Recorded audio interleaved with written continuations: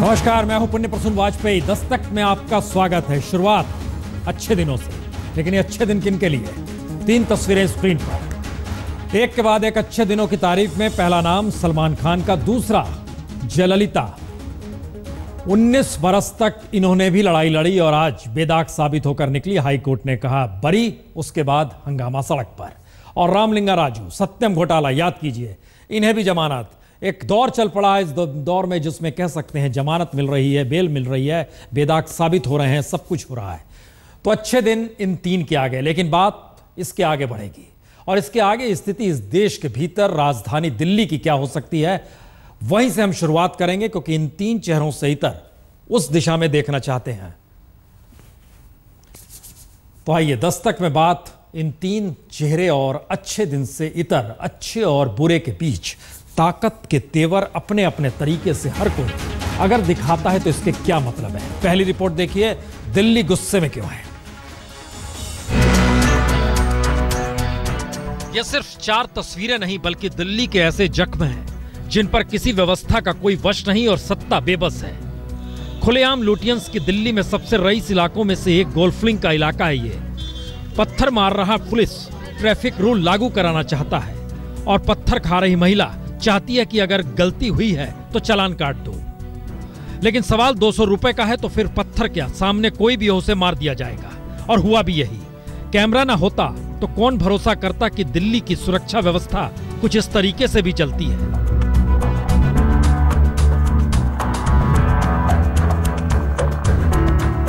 तो क्या दिल्ली में अब किसी सत्ता का कोई वश नहीं, क्योंकि दिल्ली सुरक्षा के नाम पर बटी हुई है। ट्रैफिक पुलिस को 200 रुपए चालान के नाम पर नहीं मिले तो गुस्से में आकर पत्थर मारने लगा। और सड़क पर बेखौफ दौड़ती डीटीसी बस के ड्राइवर पर 19 बरस के लड़के को गुस्सा इतना आया कि उसने मारते मारते बस ड्राइवर की ही हत्या कर दी, क्योंकि बस ने उसकी मोटरसाइकिल को ठेस मारी और उसके बाद उसकी मां और बहन नीचे गिर गई। दरअसल गुस्सा थमे तो कैसे थमे, बस ड्राइवर अपनी सुरक्षा को लेकर बस ठप कर सड़क पर बैठ गए तो सियासत ने दिल्ली को फिर बांट दिया। कल जाकर के सारे मसले पर फैसले होने के बाद आज भारतीय जनता पार्टी ने पूरे दिल्ली की जनता को परेशान करने के लिए डीटीसी के अंदर हड़ताल कराने की तरफ बढ़ी है। भारतीय जनता पार्टी पर आम आदमी पार्टी का आरोप लगाना कोई नई चीज नहीं है। और ये भारतीय जनता पार्टी स्ट्राइक करा रही है, इसका मतलब सरकार हम चला रहे हैं या वो चला रहे हैं? ये मजदूर संगठन उनके पास है या हमारे पास है? लेकिन सवाल तो गुस्से का है जो थमता नहीं। किसी भी बात को लेकर गुस्सा दिल्ली में आम हो चला है। ये पानी को लेकर गुस्सा है। विधायक के दफ्तर में घुसकर तोड़फोड़, मारपीट, सब कुछ पानी के लिए।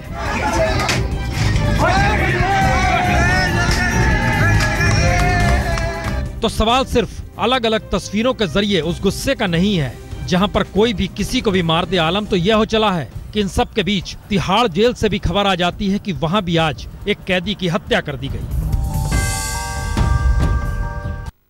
लेकिन यह वाकई अद्भुत है कि क्या ताकत के जरिए कानून लागू किया जा सकता है, ताकत के जरिए किसी नियम कायदे को देखा जा सकता है। क्योंकि दिल्ली में आज जो हुआ उसमें मां बेटी दोनों की मौजूदगी, और दोनों ने क्या कहा और उसके बाद दिल्ली पुलिस कमिश्नर ने क्या कहा, यह भी सुन लीजिए। क्रॉस किया, मैंने कहा ठीक है अंकल, वैसे तो मैंने की नहीं, अगर हो गई तो सॉरी। कहते सॉरी तो ठीक है, लेकिन आप मुझे ना 200 रुपए तो चालान कटेगा। वो डीएल वगैरह मांगने लगा, वो भी मैंने उसको दिखा दिया। और फिर कहता है कि एक काम करो, पैसे दे दो और जाओ। मैंने कहा पैसे तो मैं देती हूँ, मुझे स्लिप तो दो एटलीस्ट आप, तभी तो मैं आपको पैसे दूंगी। कहने लगा नहीं, आप 200 रुपए दे दो, नहीं तो फिर आप देख लो, फिर बड़ा चालान कर दूंगा मैं। मैंने कहा आप कोर्ट भेज देना, घर भेज देना कोर्ट से चालान मुझे। फिर वो इसी बात पे चिढ़ गया, बस चिल्लाते चिल्लाते उसने मेरी स्कूटी तोड़ दी और फिर उसने मुझे भी मारा। मेरे बच्चों को भी बहुत उल्टा सीधा बोला। ये हाथ में और इस हाथ में बहुत दर्द है, मेरे बैक पे तो काफी चोट आई। ईंट से जो मारा उसने, बहुत चोट आई। नाम देख पाई थी आप उनका जिसने आप पे ईंट मारी? Satish Chandra, head constable. हम मेरी छोटी बहन की पीटीएम मीटिंग से आ रहे थे स्कूल से, उधर रेड लाइट से, तो वो अंकल हमें रास्ते में मिले और रोकने लगे। मम्मी से बोलते अपने लाइसेंस और आरसी दिखाओ। मम्मी ने लाइसेंस और आरसी दिखाया तो ना फिर वो मम्मी को कहने लगी 200 रुपए दो। फिर ना मम्मी की स्कूटी की चाबी निकालने लगी तो मम्मी ने स्कूटी पीछे करने लगी और वो अंकल भी हमारे साथ आगे आगे होने लगे। जब मम्मी स्कूटी पीछे करने लगी तो मम्मी ने स्कूटी इधर लेकर आई और वो अंकल उधर खड़े होके मम्मी को गंदी गंदी गालियां देने लगी। तो मम्मी स्कूटी रोक कर खड़ी हुई तो अंकल ने पत्थर उठाया और मम्मी की स्कूटी पर मारा। फिर मम्मी इधर खड़ी हुई और मम्मी के ना सर पर मार रहे थे वो पत्थर। फिर मम्मी झुक गई तो मम्मी के बैक पर लग गया। और हमारे हर पुलिसकर्मी के बिहाफ पर इसके लिए खेद प्रकट करता हूं। उस हेड कांस्टेबल को ऑलरेडी हमने सस्पेंड कर दिया है। इसके अलावा मैंने हुक्म दिया है कि इसमें क्रिमिनल केस दर्ज किया जाए।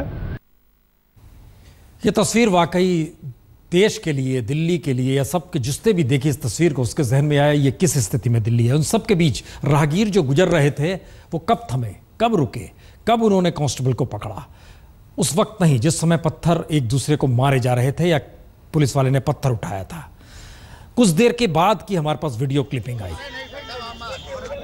और चंद मिनटों के बाद फिर इसे पकड़ा गया और वहां पर कांस्टेबल इस बात का जिक्र करने लगा कि आप 100 नंबर लगा लीजिए। तब उसे पकड़ा गया और जो भी राहगीर थे उसके बाद सब एकजुट हुए। सवाल यही था कि वर्दी में है पुलिस वाला तो हर कोई डरेगा, लेकिन इन सब के बीच धीरे धीरे हिम्मत आई और तब सबको समझ में आया कि किस तरीके से कांस्टेबल हाथ में पत्थर उठा के क्या कर रहा था। उसके बावजूद भी कांस्टेबल लगातार अपने कलीग्स को फोन लगा रहा था या अपने साथियों को जो भी फोन लगा रहा था वो लगातार लगा रहा था। लेकिन जयललिता आज बेदाग निकल आई। हाईकोर्ट ने फैसला सुना दिया। 17 तारीख को फिर से सीएम पद की शपथ लेंगी, लेकिन 19 बरस कम नहीं होते हैं। क्या कुछ हो गया इस दौर में, रिपोर्ट देखिए।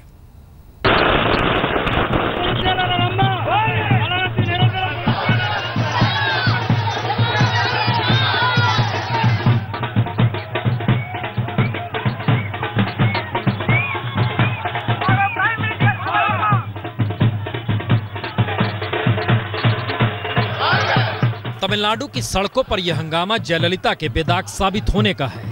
वह दाग जिसे बीते 19 बरस से जयललिता ढो रही थी। निचली अदालत से लेकर सुप्रीम कोर्ट और इस दौर में सीएम बनने और सीएम पद छोड़ने के बीच आखिरकार जयललिता को अदालत ने बेदाग साबित कर दिया।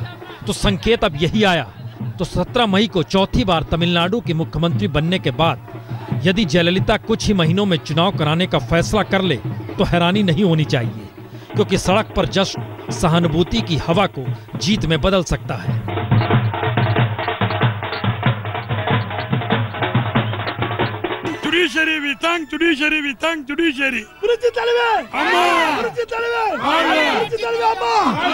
बहुत खुश हैं हम। आज ये वर्डिक्ट आया है, जो वर्डिक्ट पहले ही आना था अभी आया है, but justice has prevailed and everybody is happy in the state of Tamil Nadu. लेकिन 19 बरस पहले लौटे तो अब से बिल्कुल अलग हालात थे। 19 बरस पहले जयललिता पर आरोप लगा था कि जब 1991 में सीएम वो बनी तो उस वक्त संपत्ति सिर्फ 3 करोड़ थी और 1996 में जब सीएम पद छोड़ रही थी तब संपत्ति बढ़कर 66 करोड़ 60 लाख कैसे हो गई। जबकि बतौर सीएम जयललिता ने सिर्फ 1 रुपए महीना वेतन पर काम किया और इस आरोप के तहत चेन्नई के बढ़ते उपनगरों में उनके कई मकान, हैदराबाद में फार्म हाउस, नीलगिरी में चाय बागान, 28 किलो सोना, 80 किलो चांदी, 1500 साड़ियां, 750 जोड़ी जूते, 91 घड़ियां, ये सब रिजर्व बैंक की बेंगलुरु शाखा में जमा है। आरोपों की फहरिस्त में जयललिता के काले धन से 32 कंपनियां शुरू करने का आरोप भी उनकी करीबी शशिकला और उनके दत्तक पुत्र सुधाकरण पर भी लगा। साथ ही शशिकला की भांजी इलावर्सी पर भी लगा। लेकिन अब सभी दोषमुक्त हो चुके हैं। लेकिन जयललिता के खिलाफ मुकदमा उनके सीएम पद से हटते ही 18 बरस पहले 1997 में शुरू हुआ। लेकिन मुकदमे से ना तो जयललिता का राजनीतिक कद घटा, ना ही कभी उन्होंने आरोपों को माना। क्योंकि 2001 में जयललिता दोबारा सत्ता में आई। जांच नए सिरे से एक नए अधिकारी ने शुरू की। 2006 में चुनाव हार गई, लेकिन फिर 2011 में सत्ता में आई, फिर से सीएम बन गई। और इस दौर में आरोप भी चलते गए, बढ़ते गए। सुप्रीम कोर्ट तक ने निचली अदालत के फैसले को बरकरार रखा। कभी लंदन में होटल तो कभी जयललिता को कोडाईकनाल में प्लेजेंट होटल को नियमों के विरुद्ध भवन निर्माण की अनुमति देने का दोषी भी पाया गया। 2 मौके आए जब सीएम रहते हुए पद छोड़ना पड़ा तो अपने विश्वस्त ओ पनीरसेल्वम को सीएम बना दिया। और इस दौर में 259 में से 76 गवाहों ने अपने बयान भी वापस ले लिए। आरोप लगे, सुप्रीम कोर्ट ने सुनवाई के लिए तमिलनाडु से बाहर कर्नाटक में विशेष अदालत बना दी और सितंबर 2014 में विशेष अदालत ने जयललिता और 3 अन्य अभियुक्तों को दोषी माना, सजा सुनाई। जयललिता को 4 साल की जेल हुई, 100 करोड़ का जुर्माना भी दिया गया, लेकिन सुप्रीम कोर्ट ने उन्हें जमानत देते हुए विशेष अदालत की सजा को निलंबित कर दिया। और इन सब के बीच आज यानी 11 मई 2015 को हाईकोर्ट ने जयललिता की पुनर्विचार याचिका पर फैसला सुनाया और उसके बाद सड़क पर यह हंगामा, क्योंकि जयललिता तमाम आरोपों से बरी हो गई।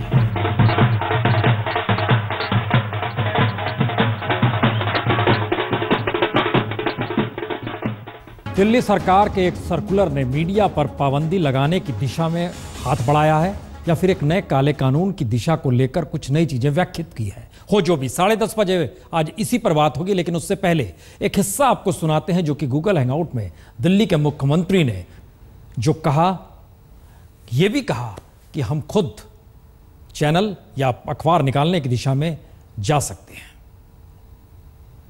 हमें मीडिया शुरू नहीं करना, लेकिन मुझे ये लगता है कि आज मीडिया में जो कुछ चल रहा है उससे मीडिया के अंदर भी कई अच्छे लोग दुखी हैं। अगर मीडिया के अंदर काम करने वाले कुछ बड़े लोग साथ मिलके अपना नया टीवी चैनल या अखबार शुरू करें तो मैं ये कह सकता हूं कि दिल्ली सरकार उनकी पूरी मदद करने के लिए तैयार है। हम चाहते हैं कि एक ईमानदार मीडिया, एक निष्पक्ष मीडिया जो खबरें दिखाए, झूठा झूठा ये ना दिखाए कुमार विश्वास का इसके साथ ये हो गया उसके साथ, ठीक नहीं है, गलत है। तो अगर अच्छा मीडिया कोई शुरू करना चाहता है तो दिल्ली सरकार उनकी पूरी मदद करेगी।